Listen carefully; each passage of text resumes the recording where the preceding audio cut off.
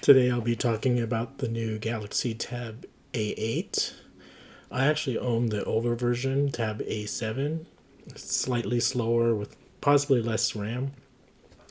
I wanted to point out about two problems that have existed with the tablet. It might be fixed by the time you watch this video, but I doubt it. So here's a Samsung community thread that talks about problems with moving apps to SD card. I'll include this link, as well as you can actually go and over here it talks about downloading movies off of Netflix, and it goes straight to your, what do you call it, internal storage.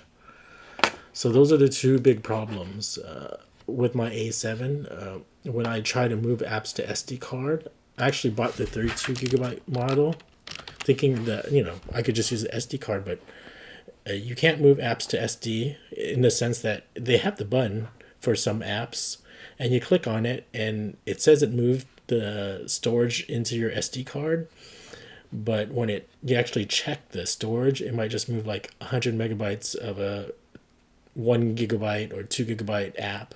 So it just doesn't work if you actually check to see if the storage size has changed.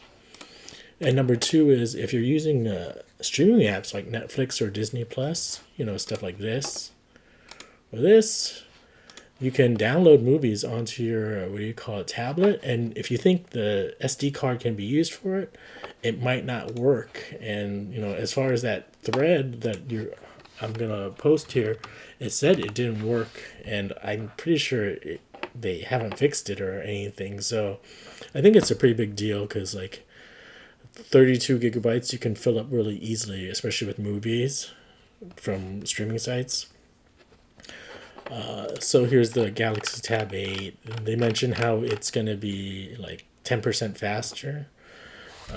So one of the main reasons I'm suggesting that you buy a larger, if you decide to buy an A8 tablet, the 10.5 inch one, is just maybe get the larger version because the lack of apps to SD support, as well as the Netflix and Disney Plus downloading issue.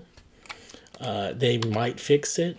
It might have already been fixed, but I checked this Amazon link over here, and this issue still exists in January 2022. So maybe it's an issue of them not updating their tablet, but I doubt it. Maybe.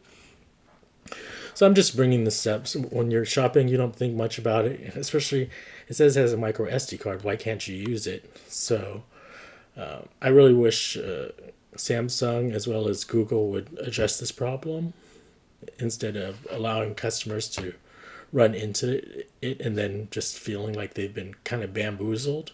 And in my case, I do feel like, what do you call it? It was like a bait and switch in a sense. The other thing that I'm going to mention about the A8 is if you get the larger versions, the 64 or 128 gigabyte model, it'll come with extra RAM. So that might be a slight performance boost as, the operating system gets more bloated. And Samsung already has a bloated operating system.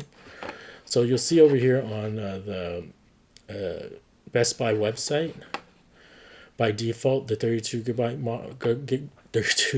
model has 3 gigabytes of RAM, but if you switch it to the 64 gigabyte model, it changes the system RAM to 4 gigabytes. So that'll improve performance of multiple apps running at the same time, or as well as the tablet ages, it'll be able to handle more apps and the larger operating system. And you'll see over here 128 gigabyte also has the extra gigabyte of RAM. It's 4 gigabytes total. So as I mentioned, if you get the 32 gigabyte model, it's going to have less RAM, and also, even though it has an SD card, it doesn't really function properly. So I just wanted to make this video because what happened to me with the A7, I don't want it to happen to people who buy the newer model A8. So hopefully this gets to someone before they actually, what do you call it, purchase the tablet. Good luck.